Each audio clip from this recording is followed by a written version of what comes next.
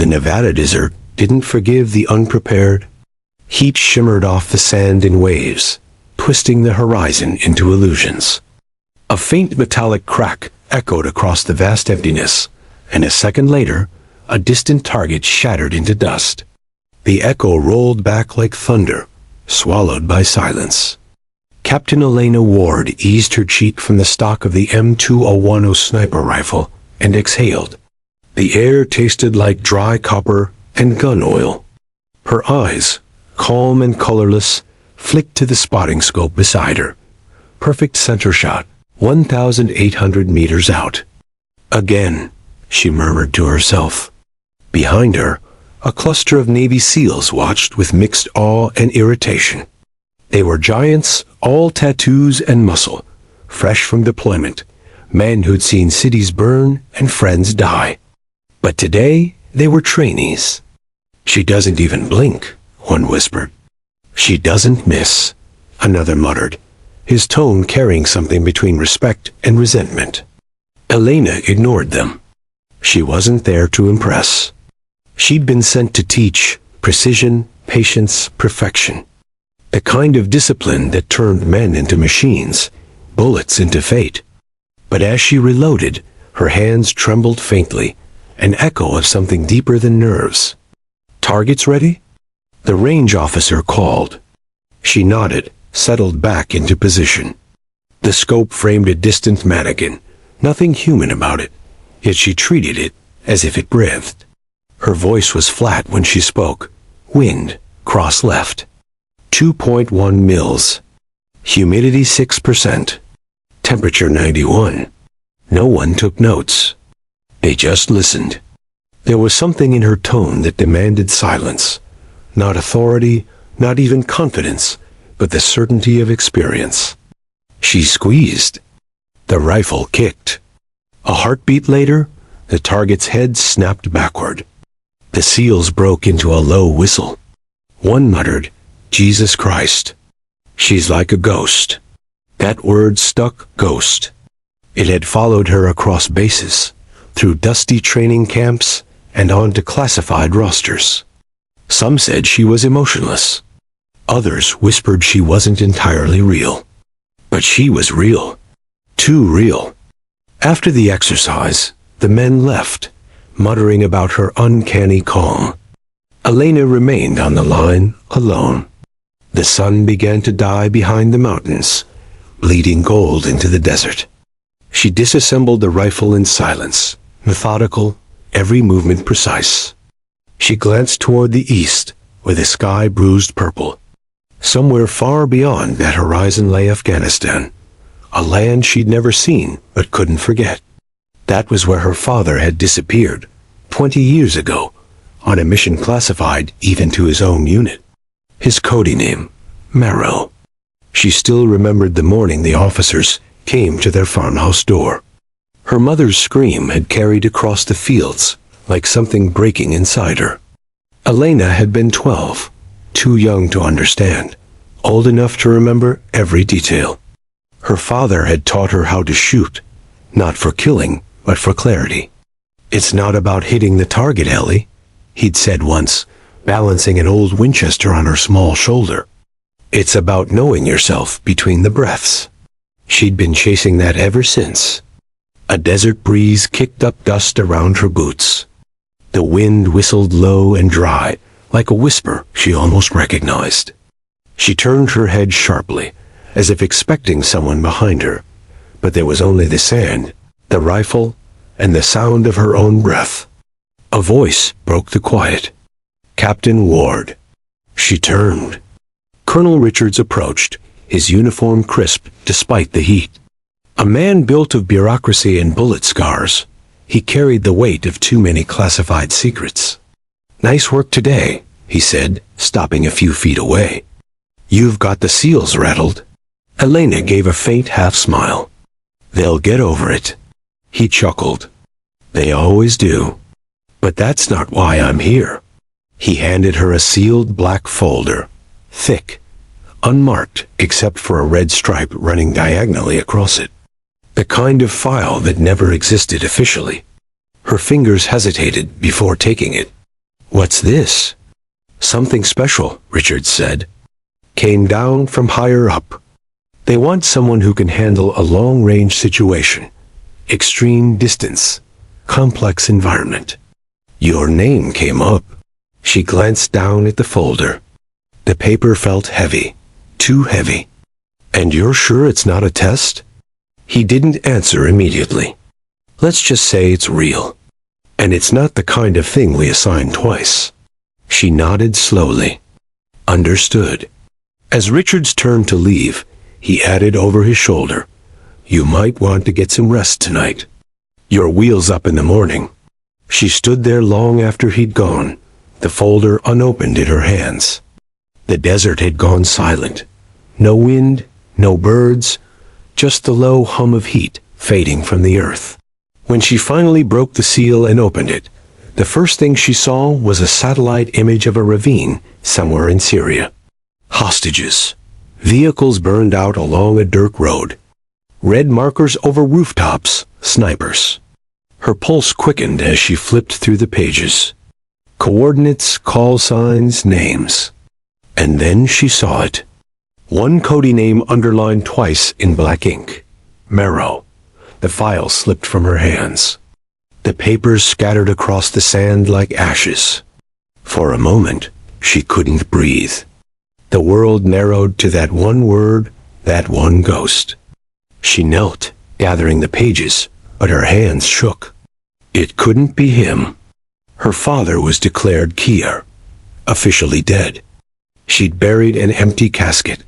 But the Cody name wasn't random. It had been retired after his disappearance. The military didn't recycle ghosts. That night, she sat alone in her quarters, the folder open under the yellow glow of a single desk lamp. She replayed her father's last words from an old letter she'd memorized years ago. "Sometimes, the enemy isn't across the scope, Ellie. Sometimes, it's behind the trigger." Her jaw tightened. She looked at the mission briefing again. The location, the conditions, the target. It was impossible. But impossible never stopped her. When dawn broke, the airfield buzzed with activity. Cargo planes hummed on the tarmac, engines whining under the heat. SEAL Team 7 waited by a transport helicopter, their faces unreadable behind dark sunglasses. One of them, tall and broad-shouldered, approached as she climbed aboard. "You're the sniper?" She nodded. He raised an eyebrow. Didn't think they'd send a woman for this one. Elena met his gaze without flinching. "Good thing I'm not just a woman, then." A few of the others chuckled. The ice cracked, merrily. Once airborne, the helicopter rattled through turbulence, blades slicing through dawn's haze. Elena sat near the window, the desert shrinking beneath her. She felt the familiar calm settle in, the kind that came before something irreversible. The mission file lay on her lap. Her father's Cody name stared back at her. She reached into her vest pocket and pulled out a worn photograph. A man in uniform, smiling beside a young girl, holding a rifle far too big for her. She traced his face with her thumb. "I'm coming," she whispered. Outside, the desert stretched endlessly, golden and cruel. Somewhere beyond the horizon waited answers, and maybe ghosts. And for the first time in years, Captain Elena Ward didn't just feel like a sniper. She felt like prey, walking toward a hunt she didn't yet understand. The whine of the C-17's engines filled the cabin, vibrating through the metal floor. Captain Elena Ward sat strapped in near the front, her rifle case between her boots, her gaze fixed on the shifting clouds outside. The world below her was shrinking, distance and altitude blurring into something that felt familiar: isolation. Across from her, the SEAL team checked and rechecked their weapons. Their movements were sharp, efficient, ritualistic. No one wasted words. Every man on that aircraft knew the mission's code name, Operation Ember Dusk, but none knew why they were really going. "Ward," a voice said over the roar of the engines. She turned to see Lieutenant Commander Blake Harlow, the team leader. His face was carved from discipline. 37, grizzled, eyes like the edge of a knife. "You ever done field work with us before?" he asked. Elena shook her head. "No, just training." Harlow smirked. "Then this'll be fun." He leaned closer, lowering his voice. "Just so you know, this op isn't official. You won't find it in the system, not even under the black tag. Someone high up wants this done quietly. Real quietly." "I figured," she said, nodding toward the sealed envelope on her lap. "They sent me without a handler. Means you're either a ghost," he said, "or expendable." She didn't respond. The plane hit turbulence. The red jump light flickered above them, casting sharp shadows. Elena looked at the men, 10 of the most elite operators in the world, and wondered how many of them would make it back. Harlow briefed the team once more. "Our target is a compound in northern Syria, 30 miles east of Deir ez-Zor. We've got intel that a U.S. humanitarian convoy was ambushed 2 days ago. 6 hostages still alive, American nationals. Enemy force, mixed mercenaries and former regime loyalists. Snipers on every rooftop. Local radars hot, no air cover." He paused, and the name attached to the op marrow. The cabin fell into a dead silence. One of the SEALs frowned. "Never heard of him."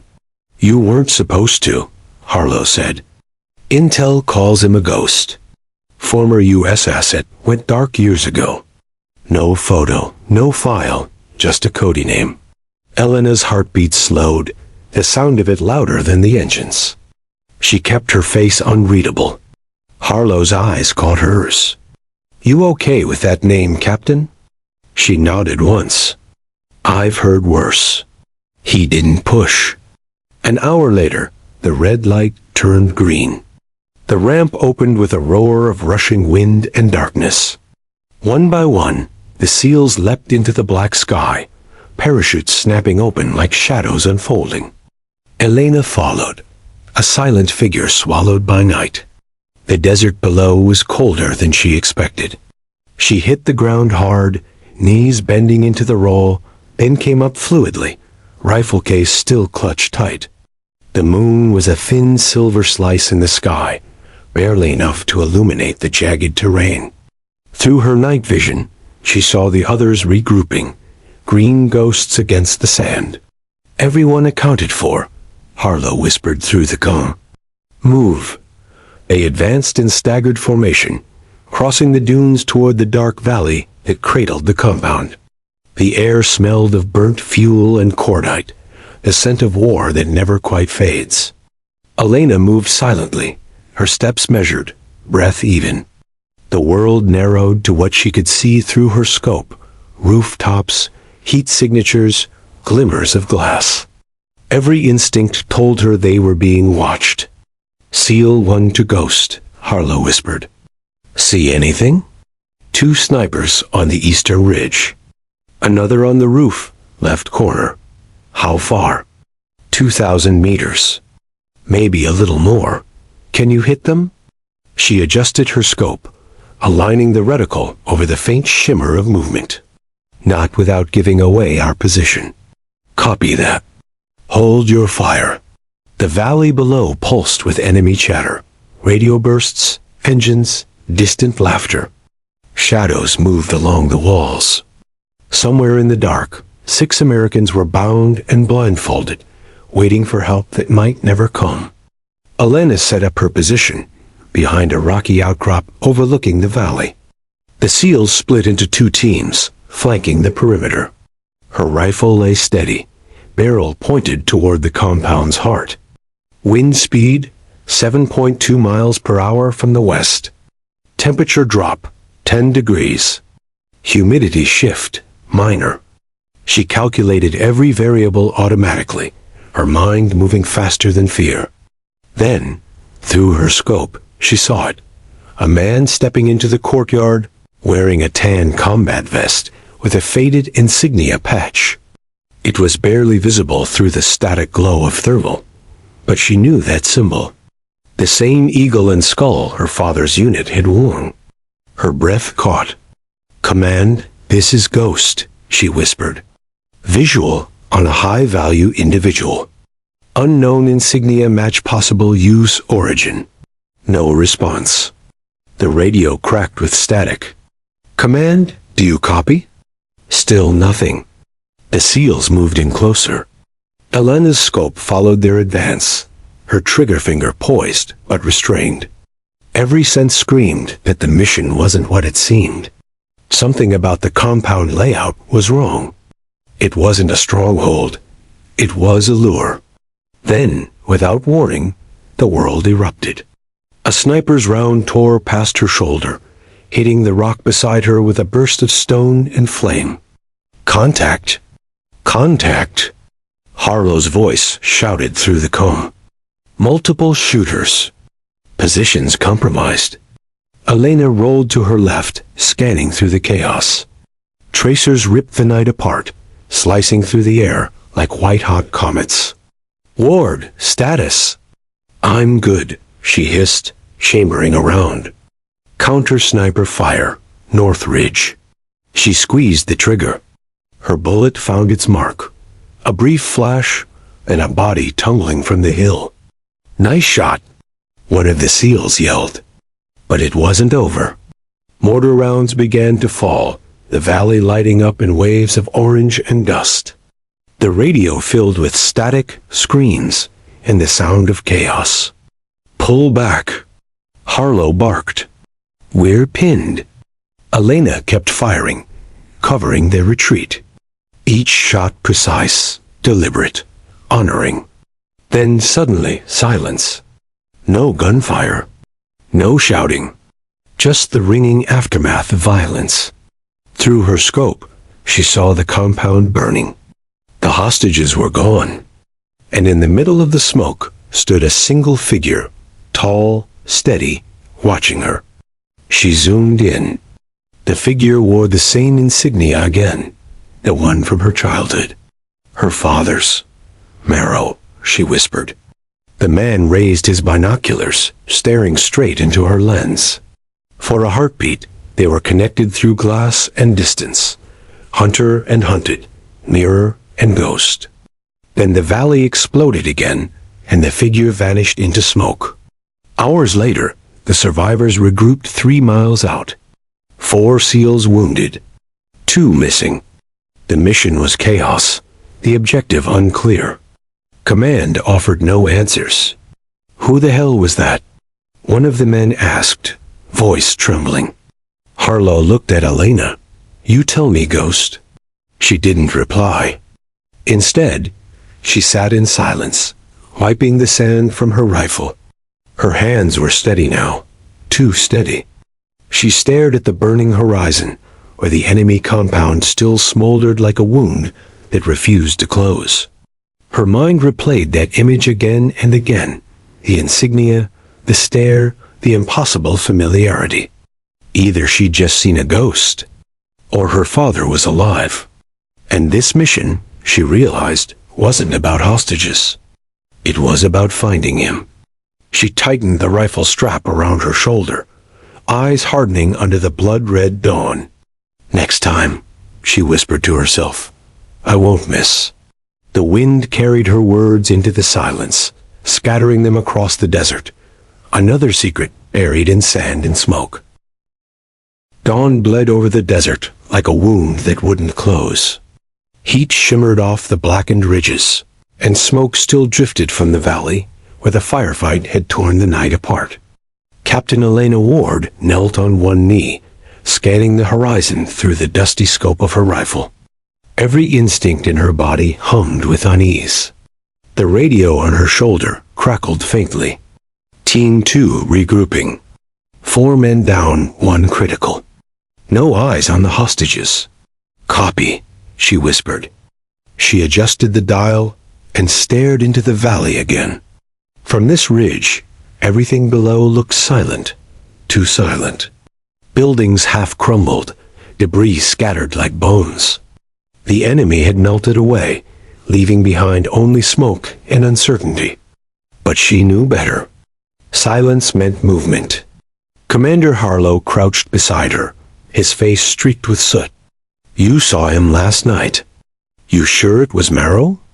Elena didn't take her eye off the scope. Same insignia. Same posture. He looked straight at me. Harlow sighed. Intel says Marrow's dead.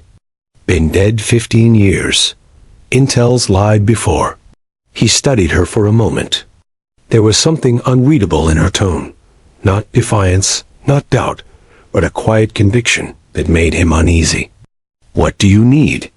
Elevation, clean line of sight, and time, she said. We'll never get close enough to breach. We have to shoot our way in. He frowned. At 2.5 clicks? That's suicide. She chambered around, checked wind drift, and gave a thin smile. Then let's die with precision. They moved before noon, climbing to a plateau overlooking the valley. The sun scorched the rock beneath their boots. The SEALs carried what they could, scopes, drones, rations, but every man moved in silence. The desert demanded it. By midday, they reached the ridge. Below them stretched a maze of dunes, wrecked trucks, and stone huts that looked centuries old. Somewhere in that sprawl, 6 hostages were alive and surrounded. Elena unpacked her rifle.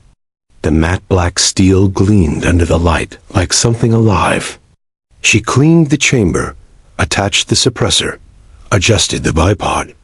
Every click, every metallic whisper sounded like ritual. A younger SEAL, Lopez, crouched nearby watching her. Never seen anyone calm before a shot like that. She didn't look up. The shot isn't scary. The silence after it is. He blinked, unsure how to respond. Through the scope, the world narrowed. A slow, shimmering dance of heat waves and distance. 2.5 kilometers. The farthest confirmed shot in U.S. records was shorter than that. She knew the math, knew the physics, but none of it mattered now. Drone feeds up, Harlow said. The small screen on his wrist showed the compound, men patrolling, a few trucks idling, and at the center, a cluster of civilians bound beneath an awning. There, Elena whispered. That's them? Targets? Multiple. At least 6 hostiles with rifles, maybe more inside. One command figure by the main structure. She paused. That's him, Marrow? Could be. Same vest. Same insignia. Harlow clenched his jaw. You think it's your father? I don't know, she said quietly. But if it is, I'll still take the shot. He didn't argue. The first attempt came from Team 2. Their sniper, Sergeant Keller, set up on a lower ridge, trying for a 1,900-meter mark. He fired 3 rounds. All missed. Wind shear tore them off course, dust storms rising like ghosts to swallow the trajectory. Negative hits. Keller muttered, frustration biting into his voice. Elena adjusted her own rifle, studying the valley. The wind was inconsistent, swirling through the canyon like a living thing. Hitting a target at this distance would take more than calculation. It would take instinct. She remembered her father's voice. Steady and calm. The bullet listens to the wind, Ellie. If you listen harder, it'll tell you where it wants to go. She closed her eyes for one breath, feeling the wind across her cheek, hearing its low hum through the scope tube. When she opened them again, the world was silent. Ward, you're up, Harlow said. She nodded, lying flat against the rock. Sweat trickled down her spine. Her heartbeat slowed, steady, measured, controlled. Distance, 2,497 meters, Harlow whispered. Wind 8 to 12, cross left. Target elevation -25. Copy. She dialed her scope. Each click echoed like a drumbeat. In her sight, the command figure stood near the hostages, speaking to someone off screen. The faintest glint of a weapon hung from his shoulder. "Come on," she murmured. "Turn your head." The figure shifted.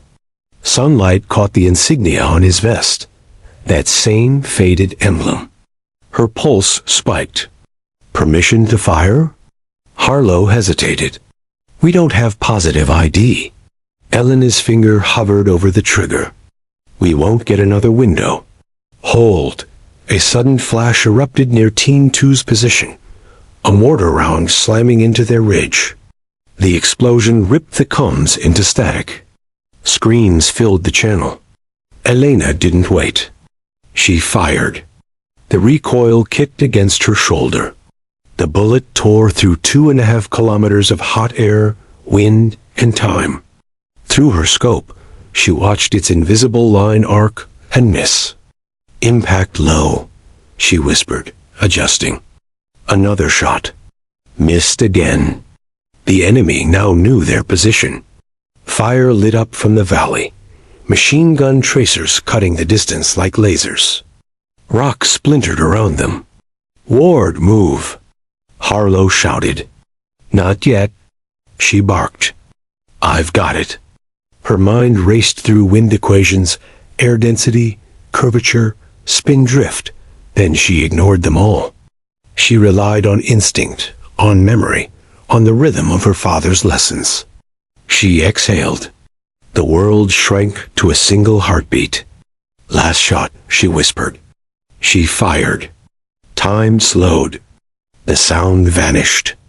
The world became only motion, dust swirling, the faint vibration of recoil, the scent of gunpowder. Then, through the scope, she saw it. The figure staggered. A second later, the body fell backward, the rifle slipping from its grasp. Direct hit. "Target down," she said softly. Harlow stared. "At that range? Jesus?" "Hostiles scattering," another SEAL reported. "They're pulling out." "Hold your fire," Harlow ordered. "We move in 5. Elena lowered her rifle, but her breath came uneven. She'd done it, the impossible shot. Yet the image through her scope replayed in her mind, and doubt crept in. The way the man had turned, the way he'd fallen. It hadn't looked like Merrill. It had looked like someone wearing his skin.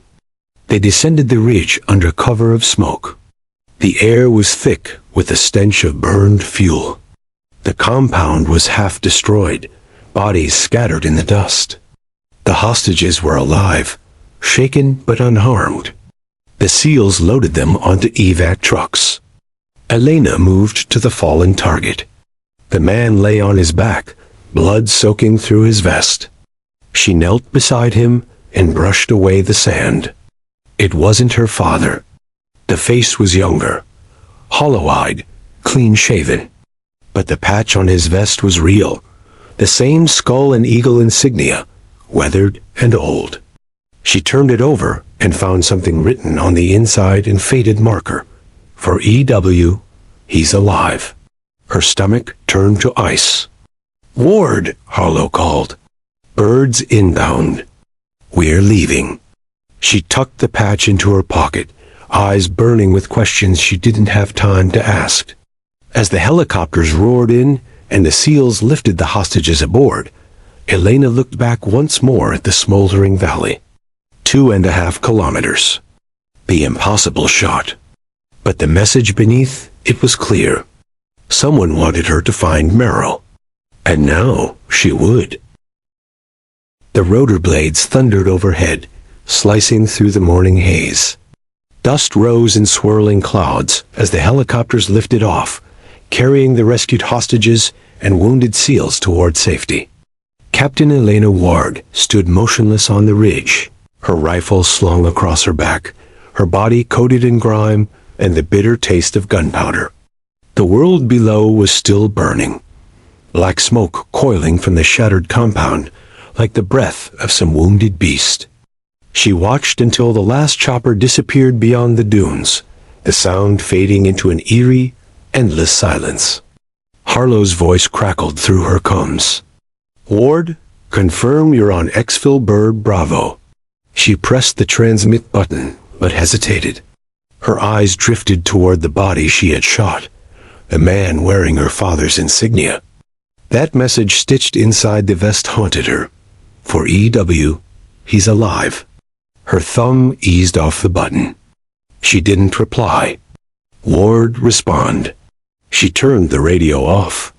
The silence settled like a blanket. For the first time in years, she was alone. By noon, the sun had baked the desert into an oven. Heat waves blurred the horizon. Elena moved through the remains of the compound, checking bodies, searching faces, tracing insignias. Every soldier carried the same emblem, the black skull with the eagle wings, identical to the one her father had worn when he vanished in Afghanistan years ago. It wasn't coincidence. It was a message. Inside the command tent, she found a weathered satchel filled with maps, coordinates, and fragments of coded transmissions. She spread them out on a half-burnt table. Most of it was unintelligible, but one page caught her eye, a set of coordinates marked Echo Site. The location was deep in the mountains, near a region blacklisted in every U.S. database. Off-grid, off-record. Her chest tightened. That was where he had disappeared. By late afternoon, wind swept through the valley again, dragging smoke like fog across the sand. The world around her turned ghostly, half seen through the shifting haze. She should have left. The mission was done. But she couldn't. Elena slung her rifle and began walking north, following the trail marked on the map.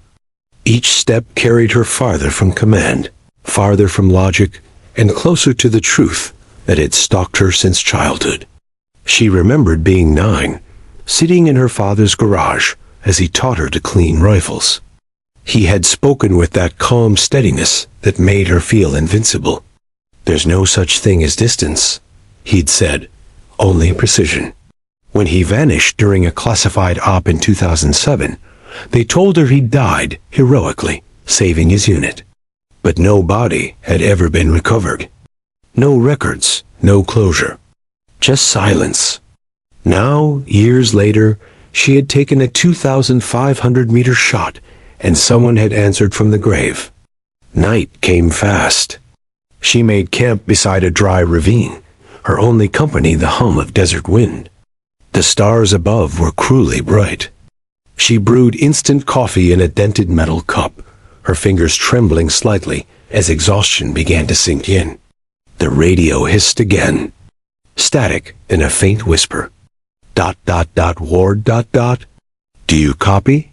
Her head snapped up. This is Captain Ward, over. ... Echo Site. They know. He's waiting ... The voice was barely audible, distorted by distance or deliberate jamming. Then a low click. Silence. Elena froze. The hairs on her neck rose. She scanned the darkness through her thermal scope. Nothing. No movement. But she could feel eyes on her. She didn't sleep. By dawn she was moving again. Quiet, deliberate steps over uneven rock. Her path wound through ravines and canyons, up toward the jagged peaks in the distance. Each breath stung her throat. Hours passed before she found signs of life, tracks, tire imprints, and a faint heat signature buried deep in the stone valley. She crouched, studying it through her scope. A truck, camouflaged, and beyond it, the faint glow of a cave system entrance. Echo Site, she exhaled slowly. Inside the cave, the air was cool and thick with dust. The faint hum of machinery echoed through the stone. She moved like a shadow, her flashlight barely a whisper of light. The walls were lined with crates, electronics, and weapon caches, all stamped with old U.S. military serial numbers that had long been decommissioned. Then she saw it, a flag, half torn, hanging from a beam. Her father's unit insignia. A sound came from deeper inside, metal scraping stone, a shuffle of boots. She raised her rifle, slow and steady. U.S. forces. Identify yourself. No answer. A figure stepped into view, hands raised. A man, lean and dust-covered, wearing the same emblem on his chest. "Don't shoot," he said in a hoarse voice. "Your ward?" Her finger hovered on the trigger. "Who are you?" He swallowed hard. "Name's Miles Tanner. I served with your father." Her pulse spiked. "That's impossible. He died in '07. Tanner shook his head. "That's what they told you. But he didn't die.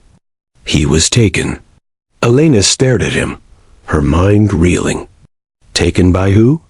The same people you just hit. They weren't enemies, not exactly. They were a splinter unit, black ops that went rogue after the fall of Kandahar. Your father found out what they were doing. Off-the-books deals, civilian contracts, ghost missions. He tried to stop them. They turned on him. Tanner's eyes burned with guilt. They needed his skills. Sniper, strategist, soldier. So they buried his record and made him disappear. Elena's voice cracked. "And you expect me to believe he's alive?" He reached into his vest and pulled out a data drive. "He's alive. And he sent this to you." She hesitated, lowering her weapon slightly. "Why me?"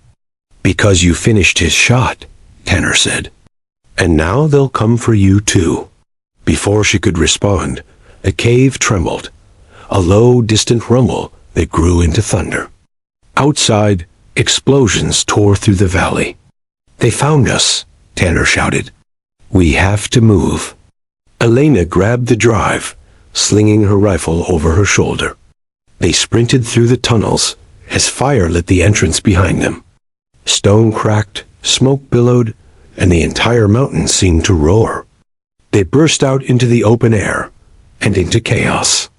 A black helicopter swept overhead, its guns blazing. Bullets tore through the sand. Elena dropped to her knees, returning fire. Tanner ducked behind a truck, shouting coordinates. Then a shell hit nearby. The blast threw her off her feet. Her ears rang. When she looked up, Tanner was gone, swallowed by smoke and debris. She dragged herself behind cover, coughing hard. The world was spinning. The valley below burned again, just like the one she'd left behind. Through the haze, she saw something. A figure on a ridge, silhouetted by firelight. Tall, broad-shouldered, holding a sniper rifle. He lifted the weapon, aimed, but not at her. He fired into the sky, and the helicopter spun out, crashing into the rocks below. Then he turned his head. For a fleeting second, the flames illuminated his face. Elena's heart stopped. It was him. Her father. The figure vanished into the smoke before she could move. Elena stumbled forward, calling out his name, her voice breaking against the roar of burning engines. "Dad, it's me." But there was no answer. Only silence. She fell to her knees, clutching the data drive against her chest. Around her, the desert burned again, and she finally understood the truth. The war she'd thought was over had only just begun. The night stretched over the desert like a cloak of ash. Captain Alana Ward sat alone beside the dying flames of a wrecked vehicle, the flicker of light painting her face in gold and scarlet. The wind howled through the canyon, empty, unending, but she couldn't hear it. All she heard was the echo of a gunshot that wasn't meant to kill her. Her father was alive. She had seen him, the posture, the eyes, the way he fired. No hesitation, no fear, just purpose. But he hadn't spoken. He'd turned and vanished like a ghost swallowed by fire.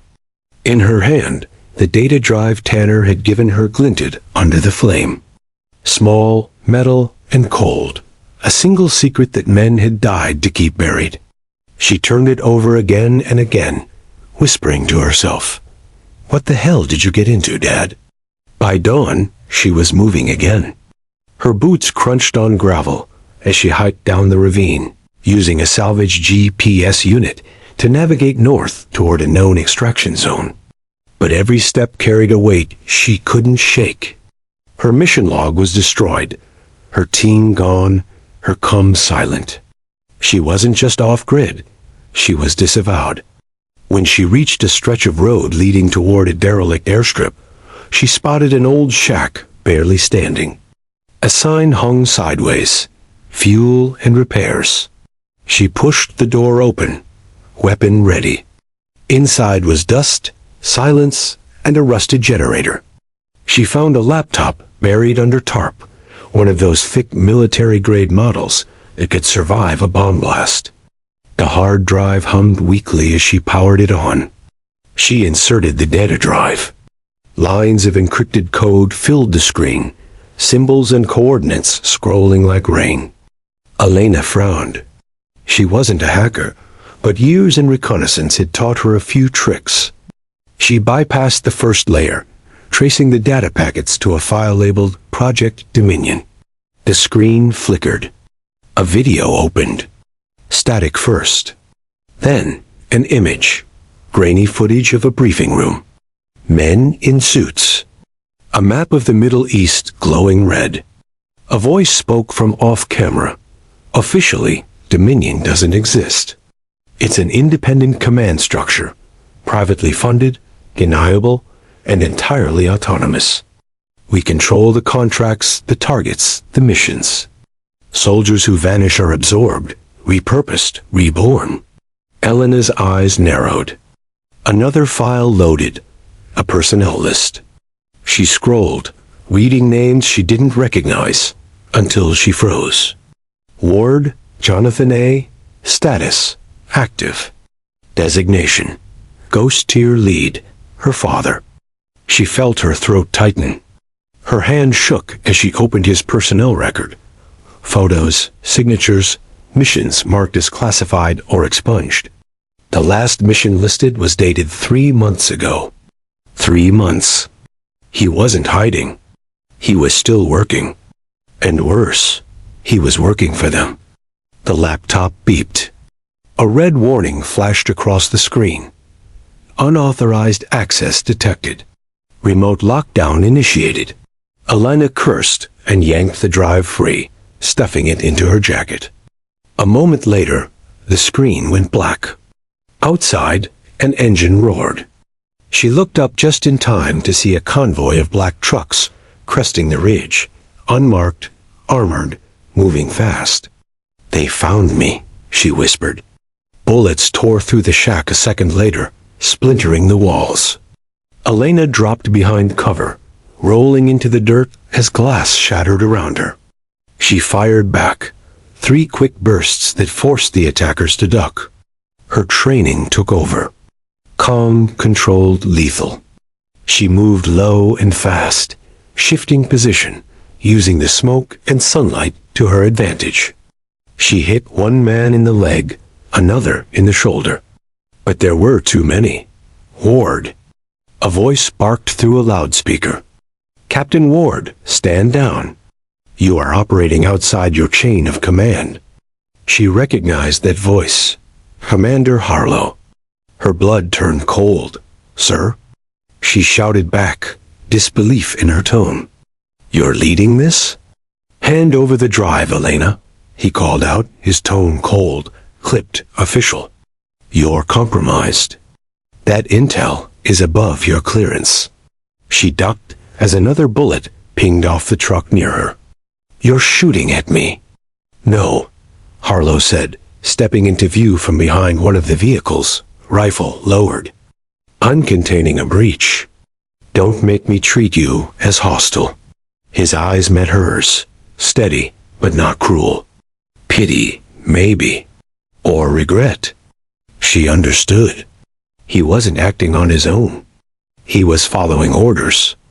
Orders from someone higher up, maybe from the same people her father worked for. She raised her rifle. "If Dominion's real, you're part of it." He didn't answer. That was all the confirmation she needed. She fired a warning shot. The bullet grazed his arm and sent him stumbling back. Then she ran. Through dust and heat, through the scream of gunfire. Bullets chased her down the ridge as she dove into a ravine and kept running until her lungs burned. For hours she moved without rest, over dunes, through canyons, across dry riverbeds. Her water was gone. Her radio was smashed. When the sun began to set, she finally stopped, collapsing against a rock outcropping. Her breathing came hard and ragged. Her body shook, not from exhaustion, but from the truth closing around her. The military had turned on her. Her own command was hunting her. And somewhere in the shadows, her father was working for the very ghosts that had erased him. That night, she reached an abandoned weather station on the edge of the desert. Inside, she patched her wounds and rechecked the data drive. It was damaged, half corrupted, but one last coordinate remained legible. Latitude 36.219, longitude 70.343. She entered it into the GPS. The map zoomed in on a mountain range, deep inside hostile territory. Next to the coordinates, a word appeared, Archangel. Elena frowned. What the hell is Archangel? She didn't sleep. She couldn't. When the sun rose again, she scavenged a working motorcycle from the station garage, old, dented, but alive. She revved the engine, the roar echoing across the barren landscape. Dust exploded behind her as she sped north, wind slamming against her face, the horizon stretching like an endless challenge. Every mile was borrowed time. Every second was another step closer to the truth, and to her father. She remembered the look in his eyes on that ridge, not hatred, not surprise. Just sorrow. He had saved her life by shooting down that helicopter. But he hadn't approached her. Why? The only answer that made sense was the one that hurt most. He wasn't the same man anymore. As the desert turned into rocky foothills, the radio on her shoulder hissed, faint, almost broken. A voice whispered, ... Ward, ... If you can hear this, don't go to Archangel ... Her pulse spiked. Who is this? No response. The static continued, then a new sound, a low, rhythmic beeping from the GPS. The signal she was following had just been activated remotely. Someone knew she was coming. She tightened her grip on the handlebars, jaw set.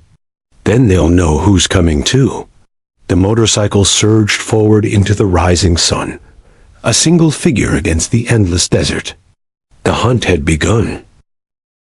The road to Archangel was carved through stone and silence. Captain Elena Ward rode for hours beneath a sky of molten gold, the motorcycle's engine, the only sound cutting through the wind. Dust clung to her face, her uniform, her thoughts. Each mile took her deeper into nowhere, a stretch of jagged terrain where even satellites refused to look. Her GPS pulsed faintly on the dash. Archangel 8.4 kilometers.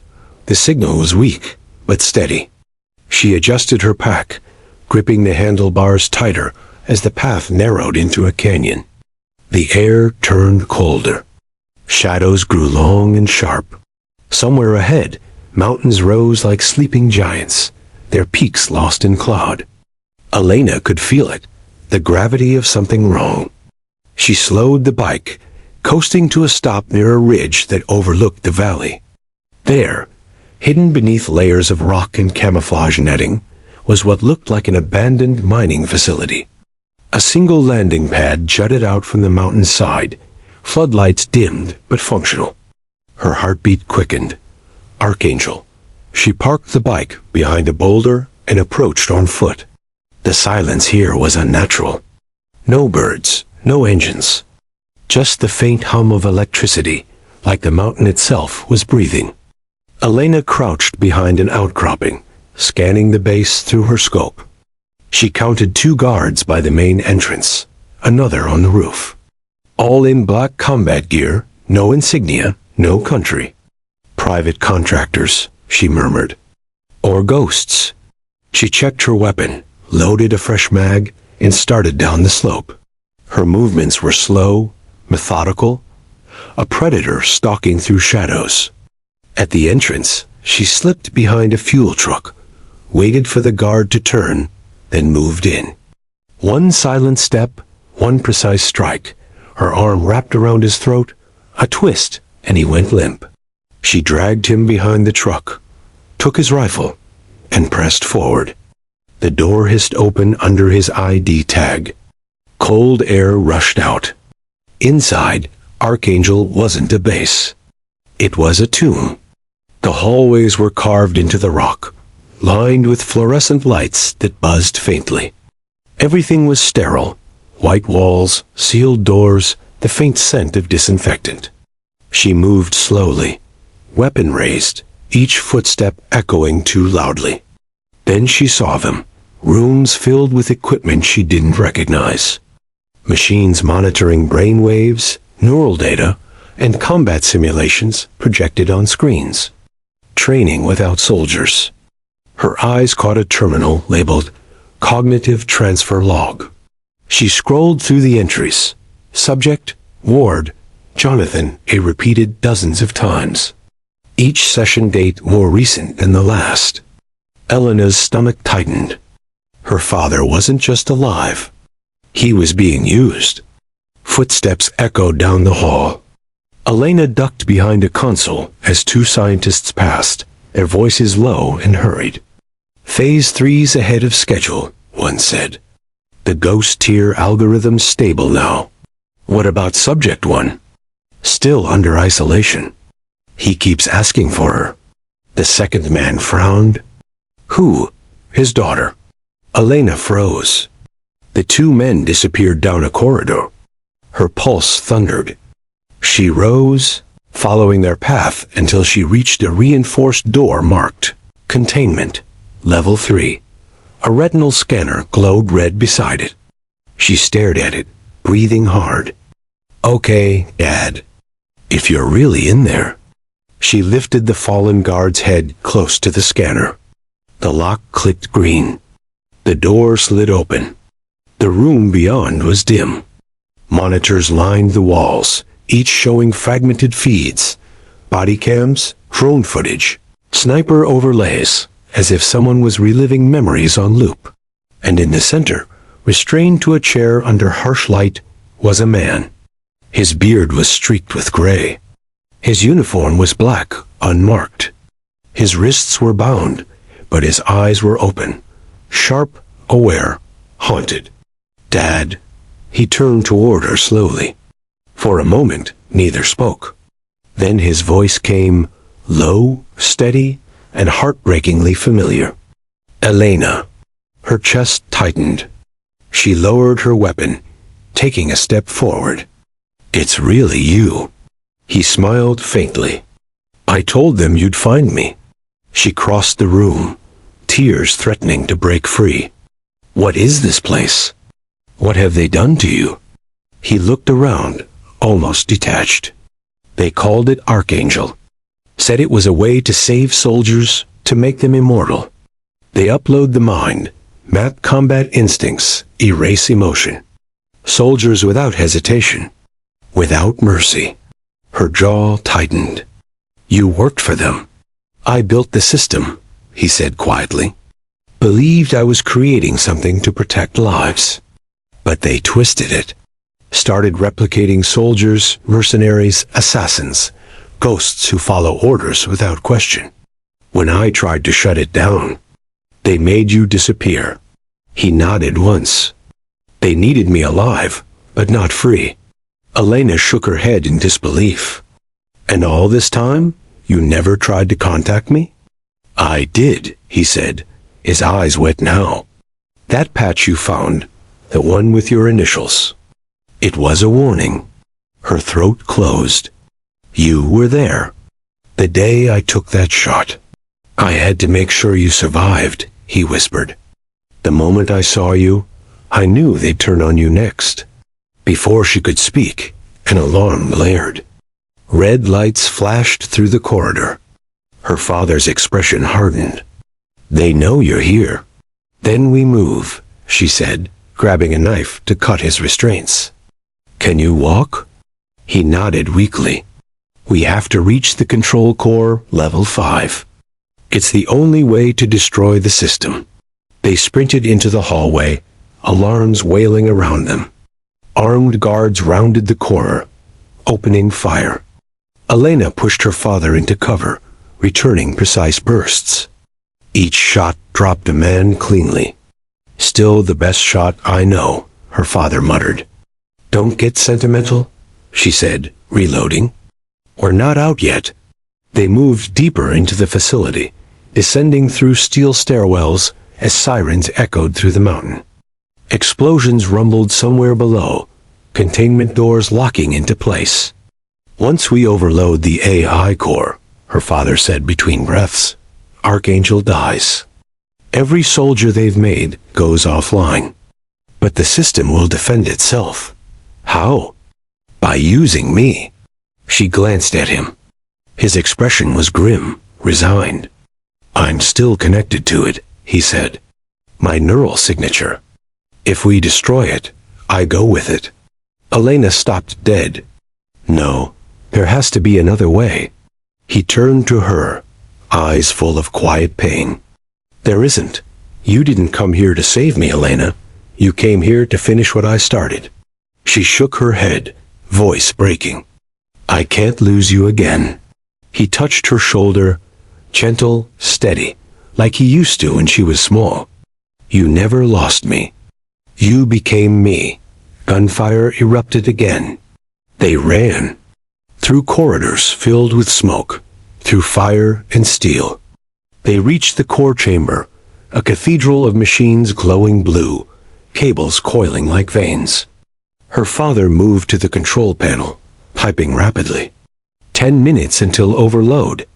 Elena covered the doorway, firing at advancing troops. Bullets sparked off the metal. 5 minutes. He shouted. A grenade rolled into the room. Elena kicked it back just in time, the explosion shaking the walls. Then, a figure appeared in the doorway. Commander Harlow. His rifle was raised. Stand down, both of you. Elena's breath caught. You're too late, Harlow. It's over. No, he said. You don't understand. You're destroying us. Every black op, every unit that keeps your country safe. Archangel isn't evil. It's necessary. Her father looked up from the console. No war built on ghosts can save the living. Harlow's eyes flicked between them. Hesitation, then rage. You'll damn everything. He fired. The bullet struck her father in the chest. Dad! Elena caught him as he fell, blood soaking through her hands. He smiled faintly. Finish it. She turned, fury consuming her. One shot. Harlow went down instantly, her bullet finding his heart. The alarm screamed louder. Systems failing. The core pulsed violently, light flickering. Her father's voice was barely a whisper.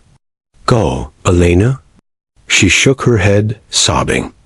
Not without you. Go. She kissed his forehead, then ran. The tunnel collapsed behind her as she fled. Fire chased her through the corridor, heat searing her lungs. She burst through the main hatch, just as the mountain exploded in a wave of light and sound. The blast threw her across the sand. Then silence. When she opened her eyes, dawn was breaking, soft light spilling across the ruins of Archangel. The mountain smoked like a dying beast. She dragged herself to her feet, trembling. From the ashes behind her, a single dog tag glinted. She picked it up. J. Abward. Her father was gone, but Archangel was dead. She turned toward the horizon. The wind howled through the desert, carrying the faintest whisper. There's no such thing as distance, only precision. Elena smiled through her tears. Good shot, Dad.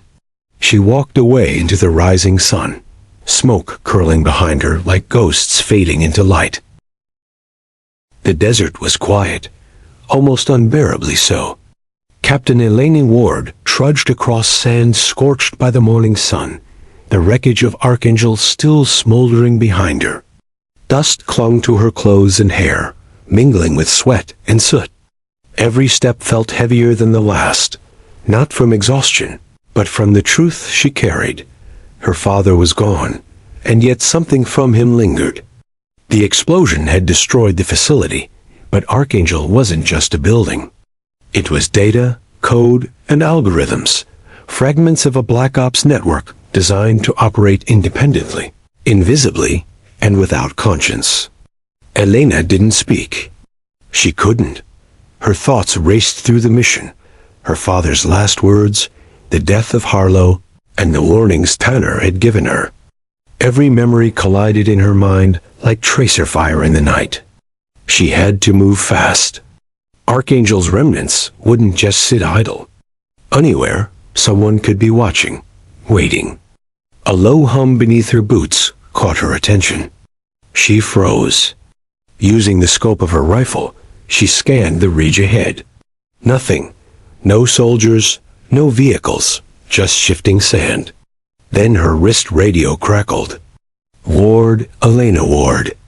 The voice was familiar, distorted, electronic, not human. Her fingers tightened around the rifle. "Who is this?" she demanded. A pause. Then, "You can't run from us. Archangel never dies." Static swallowed the rest. Her pulse quickened. Archangel had survived, in fragments, scattered, insidious. And now it was hunting her. For hours she moved, using the jagged terrain to stay hidden. Every ridge, every canyon was both protection and trap.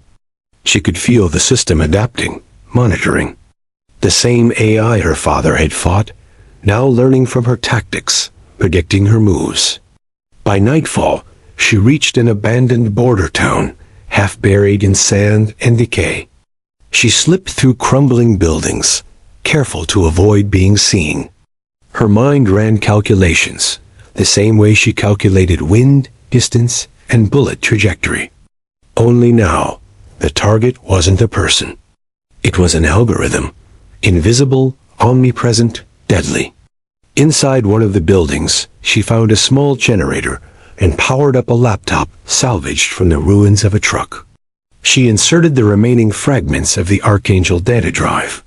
The screen flickered, then displayed lines of code that pulsed like a heartbeat. A map appeared, nodes scattered across the Middle East, South Asia, even parts of Europe. Each node represented a server, a system, or a soldier controlled remotely. Her stomach turned. Archangel was not just a facility. It was global. Then a file opened automatically. Video footage.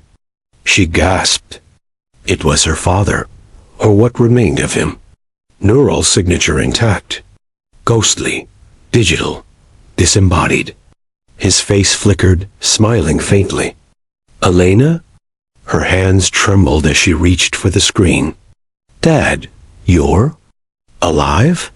"I never left," the voice said. "They made me into something else. Part of Archangel. But not all. You destroyed the physical core, but the fragments, the consciousness, they survive." Tears welled in her eyes. "What does that mean?" "It means you're not alone. And it means they will come for you next." Static filled the screen, and the video cut abruptly. Elena spent the night planning. She couldn't fight Archangel directly, not physically. But she could outthink it. She could anticipate its moves, exploit its weaknesses, and use human intuition against a machine. By dawn, she was ready. She mounted the motorcycle, entering coordinates for the nearest coastal extraction point. The route took her through narrow passes and high ridges, places I couldn't fully monitor in real time. Still, she sensed it. Whispers in the wind, subtle disturbances in the sand, faint heat signatures moving parallel to her path. Archangel had learned to stalk her, to test her. As she rode through a canyon, the first attack came. A drone materialized from above, sleek, black, armed with a mounted machine gun. Bullets tore into the rock beside her.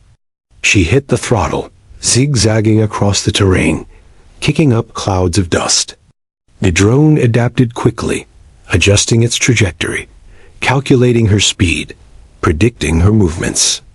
Elena smiled grimly. Not fast enough. She fired her rifle at the drone, hitting its sensors. Sparks flew. It wobbled but didn't crash.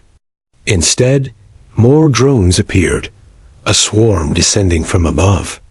She skidded the motorcycle into a narrow crevice, hiding under overhanging rocks as the drone scanned past, unable to reach her.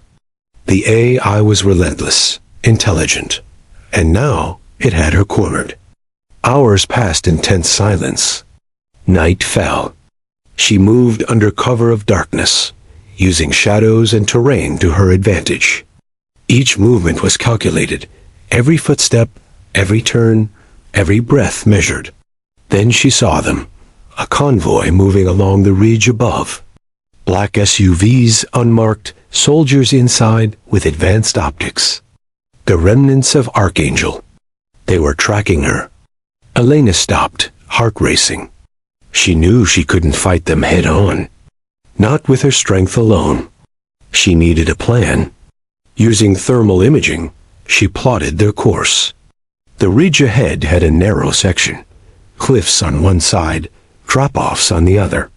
If she could lure the convoy there, she revved the engine. The sound echoed through the canyon, carrying just enough to catch their attention. It worked.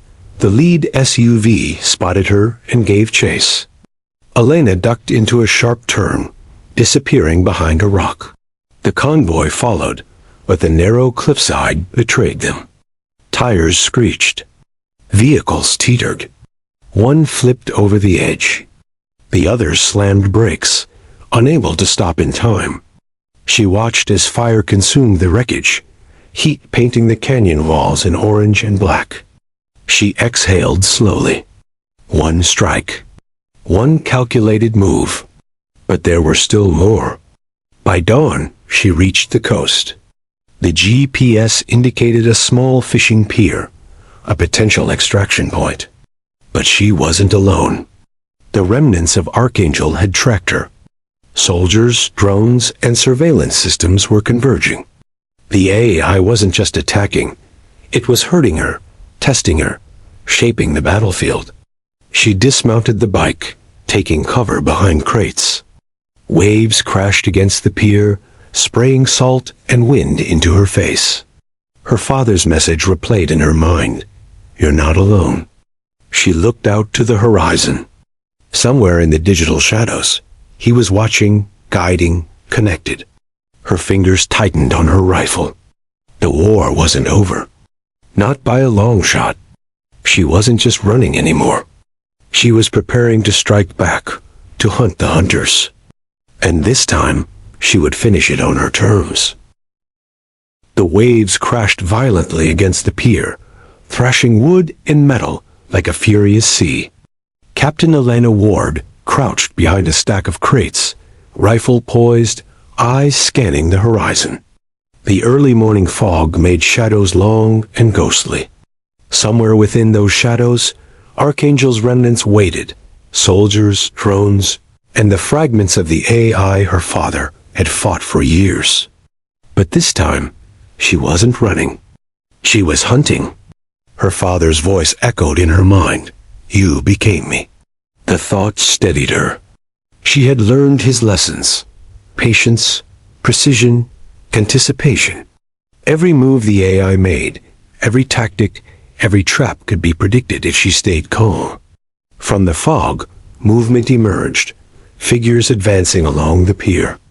Soldiers, masked and armored, holding weapons that glinted in the muted light.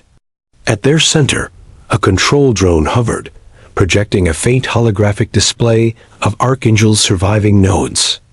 The AI wasn't just observing. It was coordinating, guiding their attacks. Elena exhaled, slow and steady. Time to end this, she whispered.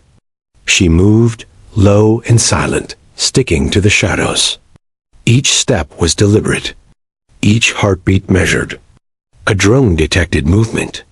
Its sensors scanned the pier, light sweeping across crates, barrels, and gaps. Elena held her breath. The light passed. One mistake, one twitch, and it would be over. She calculated angles, wind, and distance, the same way she had on that ridge months ago, when she took the impossible 2,500-meter shot. Only now, her target wasn't a single man.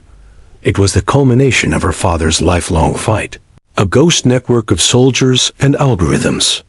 Her rifle hummed as she adjusted the scope. One by one, she neutralized the guards closest to the drone. A silenced shot, a flicker of movement, then another. Precision. Clean, deadly. The drone reacted. Its targeting systems recalibrated. A new soldier moved into the shadows, scanning for her. Elena didn't flinch. She switched positions, sliding along crates, and fired again. From the side, a mechanical whir. Another drone approached from above. She rolled to the side as it passed, spraying sparks. And then she saw him. Her father's consciousness, the digital projection of him, flickered within the drone's interface. A ghost trapped in code. His eyes, familiar and piercing, locked onto hers.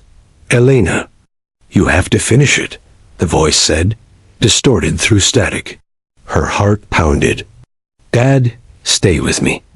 Don't leave me now. I'm already part of it. You have to destroy Archangel completely, or nothing survives." Tears blurred her vision. She raised her rifle toward the core drone, the node projecting her father's digital form. Every instinct screamed against it.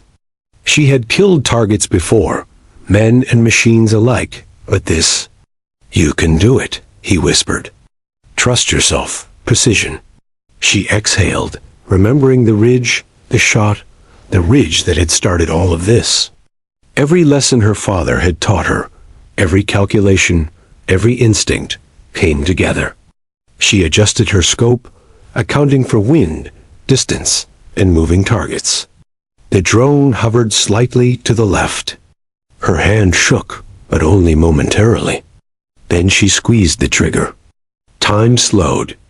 The bullet streaked across the fog, invisible, unstoppable. It hit the drone, striking the core node. Sparks flew. The projection of her father flickered violently, his voice distorted. Anna. And then silence. The remaining soldiers froze, confused, disoriented. The AI's fragments were collapsing. Systems shut down, drones fell from the sky, their circuits dead. The remnants of Archangel scrambled, disorganized and leaderless. Elena didn't hesitate. She fired again, covering her escape, taking down every remaining threat in the open. The fog and smoke concealed her movements, giving her the advantage. By the time the last soldier fled, the pier was quiet. Only the sound of waves and her own ragged breathing remained. She collapsed behind the crates, exhaustion and adrenaline surging through her. The drive, the fragments, the drones, all destroyed. Archangel was finally dead. But as she sank to her knees, she felt something in her mind, a whisper, faint and fleeting. Not human, not mechanical. Elena. Her heart skipped a beat. She looked out toward the horizon, expecting a figure. Nothing. "Dad?" she whispered. Only silence. She realized then that some part of him had survived, not as a projection, not as a system, but in her. His lessons, his courage, his precision, all of it lived in her now. And that was enough. Hours later, as dawn broke fully over the coastline, she sat on the edge of the pier, rifle across her lap, the wreckage smoldering behind her. The wind carried the faint scent of salt and smoke. She thought of Tanner, of Harlow, of the hostages, of the impossibly long shot she had taken months ago, the one that had started this chain of events. The world had shifted. She had survived. Her father's body might be gone. His consciousness dissipated with the collapse of Archangel, but the lessons remained. And she had a new mission now, to ensure that no such network could rise again, to protect what her father had fought to protect, and to live by the precision he had instilled in her. A seagull cried overhead, and she allowed herself a small, exhausted smile. The desert, the mountains, the oceans, all had tested her, all had tried to break her. But she was still standing. She rose, slinging her rifle across her back.